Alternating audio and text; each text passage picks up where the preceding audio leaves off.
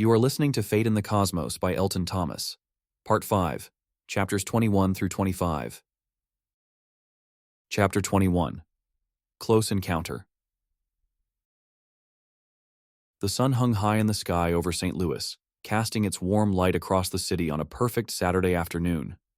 The streets buzzed with activity as people made their way to the game, donning red Cardinals jerseys and clutching foam fingers and soda cups. The excitement of the day rippled through the crowd, as Busch Stadium loomed in the distance like a beacon of fun and anticipation. John Colt adjusted his cap and glanced over at Darnell, who was engaged in animated conversation about the Cardinals' season. They had decided to take the Metrolink to the stadium, avoiding the hassle of parking and giving them a little extra time to hang out before the game. The hum of the city's energy seemed to match the rhythm of their footsteps as they strolled along the sidewalk toward the platform. "Man, I'm telling you," Darnell was saying, his voice rising over the clamor of passing traffic. "This game's going to be a big one. If they can pull this off today, they'll be in good shape for the playoffs." John nodded, though his mind wasn't entirely on baseball. He couldn't help but glance around, his eyes flickering over the faces of the people passing by. For weeks now, he had tried to move on from the strange encounters with the woman at the Metrolink and the trolley. But every time he was out in the city, especially when he rode the train, a small part of him wondered if he'd see her again. They arrived at the platform just as the train pulled up with a soft screech of the brakes. The doors hissed open, and the two friends stepped on, joining the throngs of fans making their way to Busch Stadium. The interior of the train buzzed with excitement, fans chattering about the game ahead, checking their phones for scores and predictions. "You think Flaherty's arm is strong enough for today?" Darnell asked, leaning casually against the pole as the train lurched forward. "Should be," John replied, slipping into the easy rhythm of sports talk. "But it all depends on how early he finds his groove. If he gets rattled in the first inning, we're in for a long day." Darnell grinned, giving a knowing nod. True. But if he's on point, it's going to be lights out for the other team." The train's steady hum and the city's blur outside the window should have been enough to pull John into the moment, but his mind kept drifting back to the past. It wasn't like him to obsess over fleeting encounters, but something about that woman, a stranger no less, kept gnawing at him. He pushed the thoughts aside as the train slowed down, the towering arches of Busch Stadium coming into view. The platform was packed with fans, their collective excitement like a palpable force in the air. John and Darnell exchanged looks, their anticipation for the game now fully replacing any lingering distractions. "Let's hit Ballpark Village before we head in," Darnell suggested, his eyes scanning the bustling district just across from the stadium. "Grab a drink, chill for a bit." "Sounds good," John agreed, and they made their way through the crowd. Ballpark Village was alive with energy. Fans gathered at the outdoor bars, their laughter and cheers mingling with the music that floated through the air. The vibrant colors of the village, bright reds, cool blues, and sunlit yellows, created a lively backdrop against the sprawling green of the stadium in the distance. John and Darnell found a spot near one of the outdoor bars, grabbing drinks and settling into the laid-back atmosphere. The pregame buzz was contagious, and for a while, they lost track of time, talking sports and life, soaking in the afternoon sun. Meanwhile, just a few tables away, Stacy Sims sat with her book open on her lap, though she had barely read a page. Ballpark Village had always been one of her favorite spots. She loved the way it came alive on game days, with the mix of music, food, and laughter creating an almost festive atmosphere. But today, she wasn't fully present in the moment. Like John, she had been haunted by fleeting memories of a stranger. The mysterious man from the Metrolink, his face, his voice, the way their eyes had locked for just a second, had left an indelible mark on her thoughts. It had been weeks since that day, but no matter how hard she tried, Stacy couldn't shake the feeling that she was supposed to see him again. She glanced up from her book and took in the scene around her. The vibrant crowds, the rhythmic pulse of the music, the golden light that bathed everything in warmth. It was beautiful, but her mind wandered. Then, in the midst of the crowd, something caught her eye. A man passed by quickly, heading toward the stadium gate. For a heartbeat, she was sure of it. It was him. The way he moved, the back of his head, the shape of his shoulders. It had to be the mystery man. Without thinking, Stacy closed her book and leapt from her chair, her pulse quickening as she weaved through the crowd in pursuit. "Wait!" she called out. But the man was moving quickly, unaware of her presence. Her heart pounded in her chest as she raced after him, her shoes tapping rapidly against the pavement. Every step brought her closer, her mind buzzing with anticipation. She reached out, her fingers trembling with nervous energy, and tapped the man on the shoulder. Meanwhile, John and Darnell had lost track of time. Glancing at his watch, Darnell's eyes widened. "We gotta go, man. Game's about to start." John nodded, feeling the rush of urgency as they made their way toward the gate. The crowd thickened as more fans pushed forward, all eager to get to their seats. They picked up their pace, weaving between groups of fans, the sounds of laughter and excitement all around them. Then, just as John reached the gate, he felt it, a tap on his shoulder. For a moment, everything slowed. His heart skipped a beat, and a familiar sense of anticipation surged through him. Could it be her? He turned around at the exact moment Stacy's mystery man turned to face her. Time seemed to freeze for both of them. John's eyes widened, his breath catching in his throat. But it wasn't her. Standing before him was his coworker from the office, grinning and offering a quick greeting. "Hey, John. Didn't expect to see you here." John's heart sank as he forced a smile. "Yeah, hey. Just here for the game," he replied, trying to mask the disappointment that had settled in his chest. At the same time, Stacy stood frozen as the man she had tapped turned around. He wasn't the mystery man, just an older gentleman with a kind face, looking confused but polite as he smiled at her. "Can I help you, miss?" he asked. Stacy's cheeks flushed with embarrassment. "Oh, I'm sorry," she stammered. "I thought you were someone else." The man chuckled softly and nodded. "No problem at all. Enjoy the game." As he walked away, Stacy's shoulders sagged in disappointment. She stood there for a moment, feeling the weight of yet another missed connection. She had been so sure, so certain that this time, it was him. But it wasn't. John and Stacy, separated by a sea of people, both felt the same twinge of disillusionment as they turned and continued on their separate paths. They were so close, just steps away from one another, their lives once again brushing against each other without ever truly connecting. High above, in the vast quiet of space, the Watcher continued its orbit, its sleek form blending into the endless expanse of stars. Inside, Lonni observed the encounter with quiet fascination, her mind buzzing with calculations.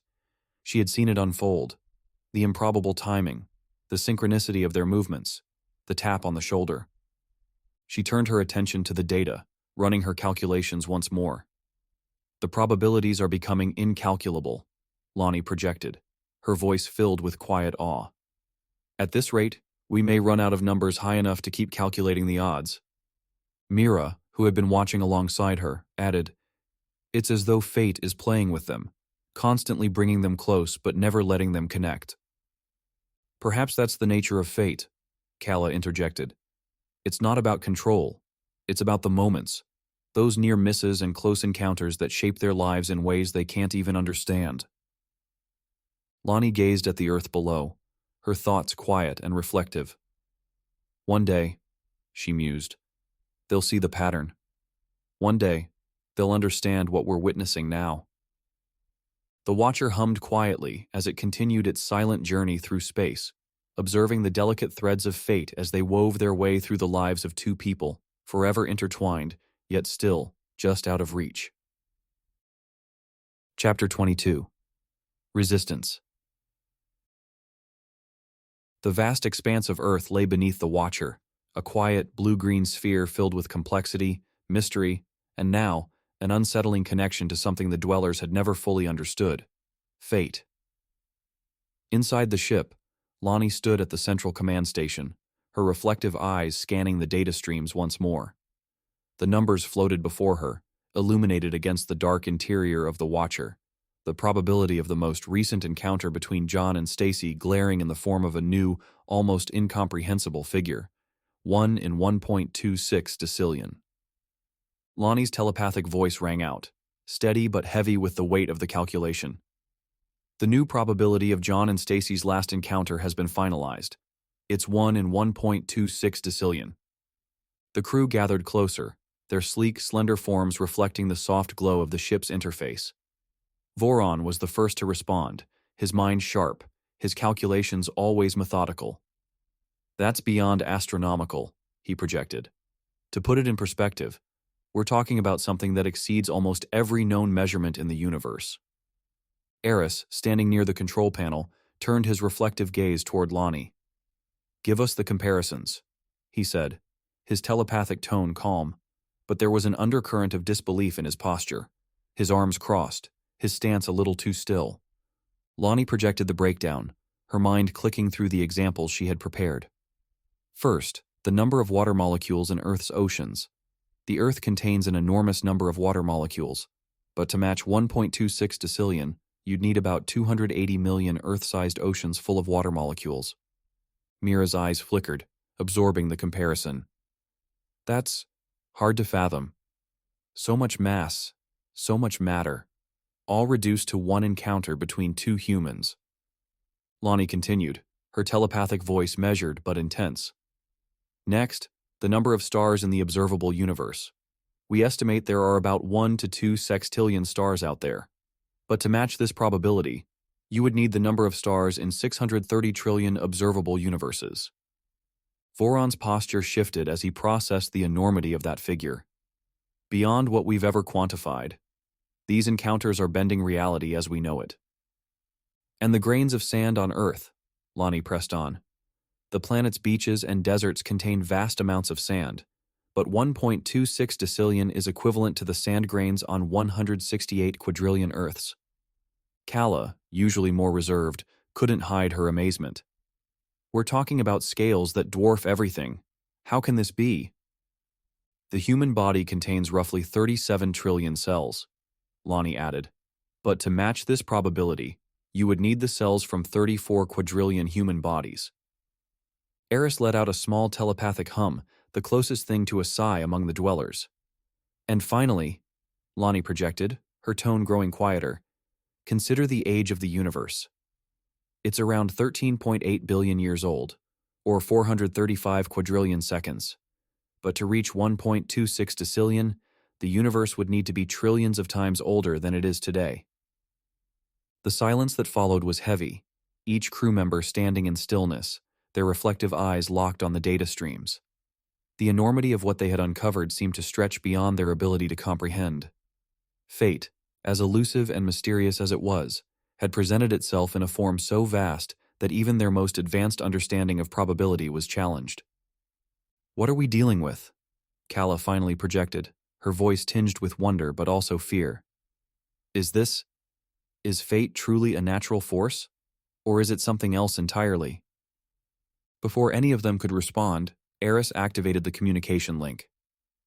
"It's time to send our findings back to Cosma. They need to know." Lonni nodded, her posture still as she initiated the transmission. The glowing streams of data shifted, the entire probability report prepared for delivery. The crew stood quietly, their minds buzzing with questions, as the information was sent across the vast distance to their home planet. Moments passed. The soft hum of the Watcher was the only sound, the distant Earth below looking peaceful, unaware of the immense significance of the report being delivered to Cosma. And then, the reply came. The holographic figures of Cosma's leadership appeared before the crew, tall and imposing. Their glowing eyes, more intense than usual, were fixed on Lonni. She could feel the weight of their telepathic presence before they even spoke. "Your findings are troubling," one of the leaders projected, their voice sharp and focused. "The probability you've calculated, 1 in 1.26 decillion, is beyond anything we've encountered. And what's more concerning is the impact this has had on your crew." Mira's gaze flickered toward Lonni, sensing the tension rising in the chamber. "Explain," Voron demanded, his voice steely, though there was a faint quiver of unease in his telepathic tone. The leader's eyes glowed brighter. "Fate, as you've described it, is not merely a force. It's something that could contaminate our way of life, something that could unravel the logic and order we hold dear. And the fact that you, Lonni, and your crew have become so deeply entangled in this anomaly, this self-awareness of fate, makes you a danger to our survival." Lonnie's pulse quickened, though she maintained a calm exterior. "We're researchers," she projected. "Our mission is to understand this phenomenon, not to be influenced by it." "That's no longer the case," the leader responded, their telepathic tone colder than before. "You are all becoming self-aware of fate. The very act of studying it has led you down a path that could destabilize your minds, and by extension, Cosma itself." Kala shifted uneasily, her reflective form catching the light of the holographic figures. "We haven't deviated from our mission. We've followed every protocol. You can't believe we've been corrupted by this phenomenon." "You underestimate the power of fate," another leader projected. "This isn't about protocol or logic anymore. It's about survival. We cannot afford to have agents who are aware of fate, who are influenced by it, returning to Cosma. It poses too great a risk." Eris stepped forward, his telepathic voice steady, but there was tension in his posture. "What are you suggesting?" The leader's response was swift and without hesitation. "You are to cease all communication with Cosma immediately. You will remain aboard the Watcher, observing Earth, but you will not be allowed to return home or contact your families until we determine the best course of action." Lonnie's mind reeled, her thoughts racing. She had known that their report would raise concerns, but to be exiled from Cosma, from everything they had known, was beyond what she had imagined. "You're isolating us?" Mira projected, her voice filled with a mix of disbelief and frustration. "We've done nothing but follow our mission." "Your mission has led you into dangerous territory," the leader replied. "This is not a punishment. It's a precaution. Until we understand the full extent of this phenomenon and how it affects you, we cannot allow you to return." The connection severed without another word, the holographic figures of the leadership disappearing, leaving the crew in the cold, quiet chamber. For a long moment, no one spoke. Lonni stood motionless, her mind racing. "They're afraid," she projected, her voice tinged with a mix of anger and sadness. "Afraid of something they don't understand. Afraid of what we've discovered." Eris clenched his hands, his form stiff as he stared at the space where the holograms had been. "They're abandoning us. We're exiles now." "We can't let them dictate our fate," Voron added, his telepathic tone colder than usual. "We continue the study. We gather the data. We prove them wrong." Kala, her posture tense, stepped closer to Lonni. "But at what cost? If fate is as powerful as they believe, then maybe they're right. Maybe we're in over our heads." Lonni turned, her reflective eyes locking with Kala's. "We've come too far to stop now. We can't control fate, but we can understand it. And that's what we'll do." The crew stood united in silence, the weight of their situation settling over them. They were no longer just explorers. They were on the verge of something far greater. And though they had been cast out, isolated from their home, they knew one thing for certain. Their mission was far from over. As the Watcher continued its orbit around Earth, Lonni and her crew prepared for what lay ahead, their resolve stronger than ever. They would understand fate, no matter the cost. Chapter 23. The Fade. The sun dipped low on the horizon, casting a warm golden glow over the city of St. Louis. The long shadows of trees stretched across the streets, blending into the glow of streetlights flickering to life. John Colt stood at his window, his gaze lost in the twilight sky. His thoughts, usually so sharp and calculated, drifted aimlessly. It had been weeks since the strange encounters with the woman from the Metrolink. Weeks since the inexplicable moments that had consumed his every waking thought. But now, something strange was happening. He was beginning to forget. At first, it was small details. The exact look in her eyes when she tossed his keys, the precise way her hand had moved when she tossed them through the window. It all began to blur at the edges. The memory was still there, but it was growing faint, like a dream slipping away after waking. John pressed his fingers to the cool glass of the window, frustration simmering in his chest. "What was the point?" he whispered to the empty room, his voice barely audible. "Why did it happen if I'm just going to forget?" He turned away from the window, his steps heavy as he moved through the quiet apartment. His mind kept circling back to the encounters, the strange pull that had drawn him toward that woman he didn't even know. But now, even the intensity of that pull was fading. The questions that had once kept him awake at night, the what-ifs, were being replaced by a hollow silence. He couldn't remember the last time he had thought about her for more than a few fleeting seconds. John sat on the edge of his bed, his hands resting on his knees as he stared at the floor. The fading memories weighed on him, not because they were leaving, but because they had once felt so important. He had believed for a moment that those encounters meant something. But now they were slipping away. In her own home, miles away, Stacy Sims felt the same hollow ache gnawing at the edges of her mind. She sat at her easel, a brush hanging loosely in her hand, as she stared at the blank canvas before her. The colors she had once seen so vividly, the emotions that had once flowed so easily through her work. They all felt distant now, muted. The memory of the man from the Metrolink, the way he had tossed her phone, the way their eyes had locked in that fleeting moment, was fading. She could no longer picture his face with the same clarity. The feelings that had once gripped her heart, the wonder and the disbelief, were slowly dissolving into the mundane rhythm of her daily life. Stacy's brush didn't move. She placed it down on the table beside her and rubbed her hands over her face, feeling the weight of something slipping away, something she had wanted to hold on to. She didn't understand why, but it felt wrong to let go of it. The encounters had been so improbable, so unreal. How could they have meant nothing? She pushed herself up from her chair and wandered to the window, leaning her forehead against the cool glass as she stared out at the dimming world. "Why did it happen?" she murmured, her breath fogging the glass. "Why if it's just going to fade?" Lonni, high above in the watcher, monitored the thoughts of both John and Stacy as they lay in their separate homes, their minds brushing against the same question. The probability of their encounters had been astronomical, 1 in 1.26 decillion. Yet now, these humans were beginning to forget, their minds releasing the weight of the impossibility they had once carried. It perplexed Lonni. The dwellers did not have memories that faded in this way, nor did they attach meaning to random encounters. But these humans, they wanted to remember. Lonni stood in the center of the ship's analysis chamber, her reflective eyes locked on the data streams that tracked John and Stacy's emotional responses.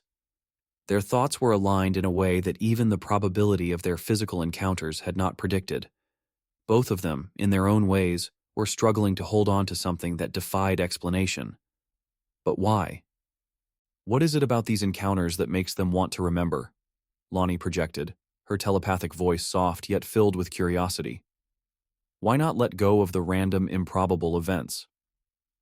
Mira, standing near the observation console, tilted her head slightly as she processed Lonnie's question.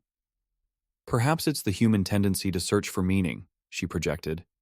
They need to believe that events, even random ones, are connected to something larger, something with purpose.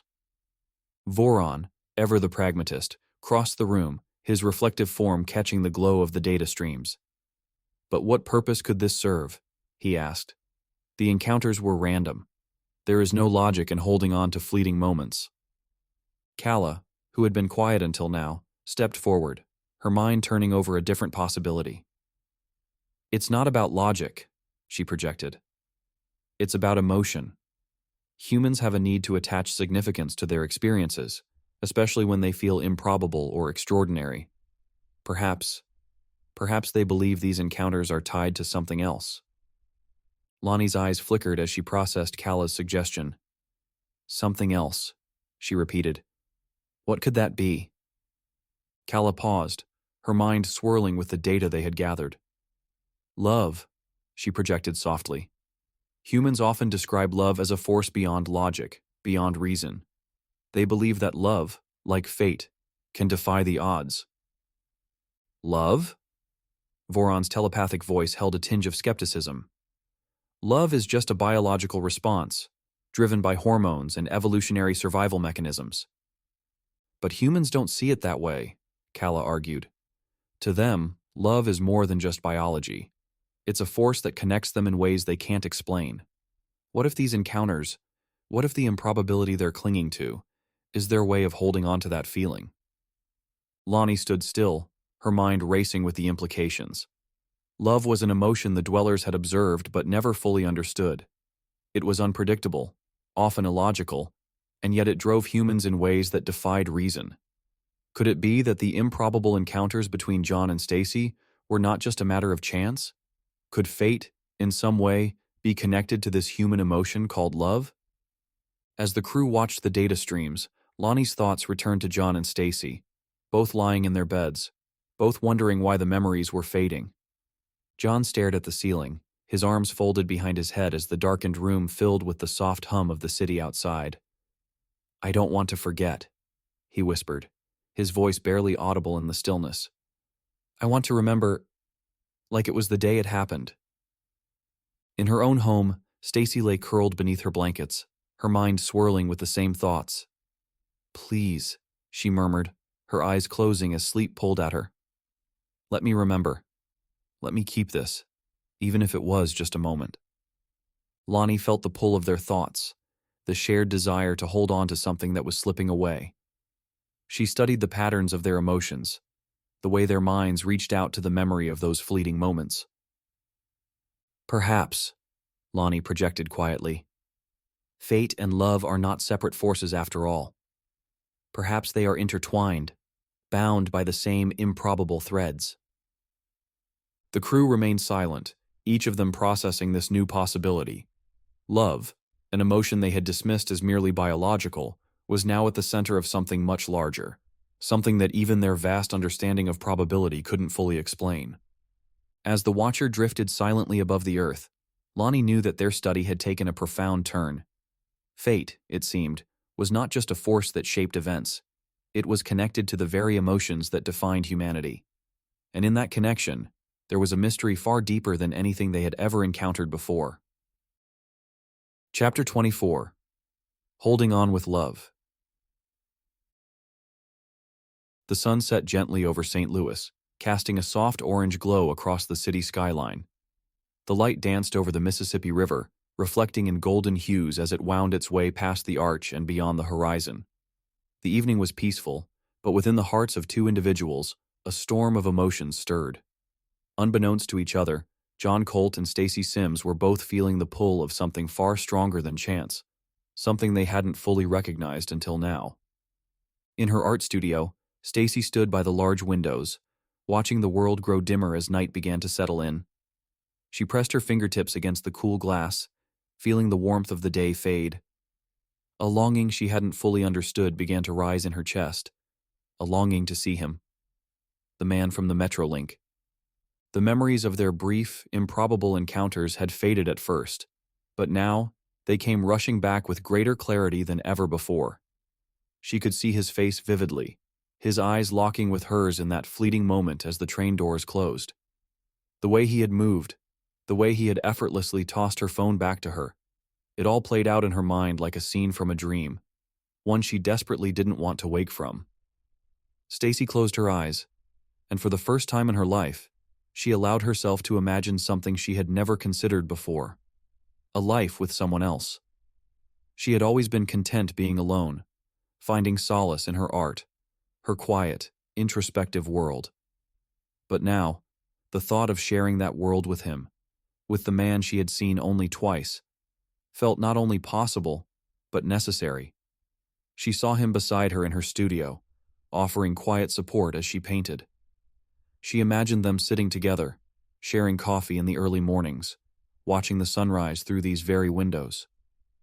She had never felt this way before. Was this love? Could it be? The very idea felt illogical, impossible, yet it consumed her with a force she couldn't deny. Stacy's heart raced as she wondered, does he feel the same? Her fingers traced an invisible pattern on the glass as she stood lost in thought. She wondered if he was somewhere out there, thinking of her, remembering those brief moments with the same intensity she was. Had he moved on, or did he also find his thoughts drifting back to those encounters, just as she did? As the night deepened, Stacy felt a quiet ache. She longed to see him, to know him. Not just the man she had seen briefly on a train platform, but the person behind the face. She wanted to know his name, his thoughts, his dreams, and she wanted him to know her. But more than anything, she wanted to see him again, even if just for a moment. Across the city, John Colt sat at his desk, staring blankly at his computer screen. The numbers and data that had once captivated his mind now seemed distant, unimportant. The neatly organized spreadsheets, the charts, and the projections blurred as his thoughts wandered to the woman from the Metrolink, the one who had tossed his keys back to him through the trolley window. John leaned back in his chair, running a hand through his hair, a small smile playing on his lips as the memory of that encounter resurfaced in startling clarity. Her eyes, wide with surprise, had met his for only a second, but in that second, he had felt something beyond probability, beyond statistics. He had felt connection, the kind that no numbers could explain. For a man who valued logic and order, who thrived on the predictability of data, the feelings he had now seemed foreign, but they were no less real. As he sat there, John allowed himself to entertain a thought that had been creeping into the edges of his mind for days now. A life less governed by logic and more by something far less tangible. He imagined what it might be like to see her again, not as a fleeting stranger, but as someone who could become part of his life. The woman who had appeared in his life as if by magic, now occupied more and more of his thoughts. Could it be love? He had never really considered love to be something that would arrive uninvited or unexpected. He had always thought love would make sense when it happened, that it would be a logical progression of events, leading him from acquaintance to something deeper. But this was different. It wasn't logical, it wasn't planned. It had just happened. And now, John realized with startling clarity that he wanted it to happen again. John stood and walked to the window, looking out over the lights of the city. The quiet hum of traffic, the soft glow of streetlights, the distant sound of laughter from a nearby bar, all of it faded into the background as his thoughts centered on her. The woman who had walked into his life by chance, and now, somehow, felt like the missing piece of something he hadn't even known he was searching for. Does she feel the same? The question gnawed at him. He had no way of knowing. They hadn't even exchanged names, and yet he couldn't shake the feeling that their paths were meant to cross again. But was that just wishful thinking, or was it something more? John's pulse quickened as he allowed himself to imagine a life with her. He saw her sitting beside him at dinner, laughing at something he said, her eyes lighting up the way they had in those brief moments they had shared. He imagined waking up next to her, the sun casting soft shadows across the room as they lay together, comfortable and at peace. The idea filled him with a warmth he hadn't expected. Was this what it felt like to love someone? To want them, not because it made sense, but because it felt right. John exhaled slowly, his hand resting against the window as he stared out into the night. He wanted to see her again. More than anything, he wanted to know if she was out there, thinking of him the way he was thinking of her. The uncertainty was maddening, but beneath it, there was a quiet hope. Hope that somehow, their paths would cross again. Far above Earth, in the silent orbit of the Watcher, Lonni observed the humans with growing fascination. The improbable connection between John and Stacy had defied logic and statistical understanding. Yet now, as she studied their emotional patterns, Lonni began to see something else emerging, something far more profound. They long for one another, Lonni projected, her telepathic voice soft but filled with curiosity. This is more than memory. They are experiencing an emotion that we do not fully understand. Mira, standing nearby, studied the data streams with equal intrigue. Love, she projected quietly. They are beginning to love one another. But why? Veron interjected, his voice carrying the weight of logic. Why hold on to something so improbable, so fleeting? Because love defies probability, Kala projected, her thoughts calm but reflective. It isn't bound by logic. To humans, love is a force greater than reason. It makes them want to connect, to hold on, even when it doesn't make sense. Lonni remained silent, her mind turning over the new data, the new possibilities. Love. Was that truly what bound John and Stacy together? Was it possible that the force they had been studying, this improbable connection, was not just about fate, but about something deeper? Could fate and love be intertwined in ways the dwellers had never understood? As the night deepened over St. Louis and the humans settled into restless dreams, Lonni ponders. The question of fate remained, but now it was joined by an even greater mystery, the mystery of love. Chapter 25. Love Analysis. The Watcher floated silently in its orbit in the blackness of space. Inside the ship, the crew gathered in the analysis chamber, their reflective forms illuminated by the gentle hum of the holographic displays that flickered in the room. Lonni stood at her station, reviewing the vast streams of data they had accumulated, her thoughts concentrated on one thing: love. It had become an unexpected focal point in their study of fate, a force that seemed intertwined with the improbable connections between John Colt and Stacy Sims. The chamber was quiet as the crew processed the recent data. Love, a human concept, had confounded the dwellers from the very start. It was an emotion so deeply embedded in human culture and history that it couldn't be ignored. "We must begin from the beginning," Lonni projected, her telepathic voice calm but resolute. "If fate is an improbable sequence of events, we need to understand what drives those events, and it seems humans believe love is at the heart of it." Voron, ever the pragmatist, stood at his station, his reflective skin shimmering under the holographic light. "Love cannot be quantified. It is a construct built on emotional complexity. How can we measure something so inherently chaotic?" "That's the challenge," Mira responded, stepping closer to the main display. Her eyes gleamed with curiosity. "Humans have been grappling with the concept of love for millennia. It's not merely a feeling, it's a catalyst. We've seen it affect their decisions, their lives, and possibly even the sequences of fate." Lonni activated a series of historical data streams. "We must analyze the evolution of love through human history, from ancient civilizations to their modern understanding." The holograms shimmered into life, showing the progression of human thought on love, starting with the early civilizations. Ancient world, the divine force. The holographic display shifted to show the ancient Sumerians, Egyptians, Greeks, and Romans. The depiction of gods and goddesses filled the screen, representing love as a divine force. Deities like Aphrodite, Venus, and Inanna were revered as controllers of beauty, desire, and affection. To the ancients, love was often seen as a divine power, Lonni projected. It wasn't just a feeling between humans. It was something bestowed by the gods, something beyond mortal control. "That aligns with their early understanding of fate," Kala interjected, her tone thoughtful. "The idea that gods controlled the destiny of mortals is not unlike how we've seen improbable events connected by what they believe to be fate. Perhaps love was their way of interpreting the unexplainable force that moved their lives." The images shifted, showing scenes of Greek symposiums, where philosophers like Plato discussed different forms of love. The focus was no longer just on divine love, but on eros, romantic desire, and agape, selfless, unconditional love.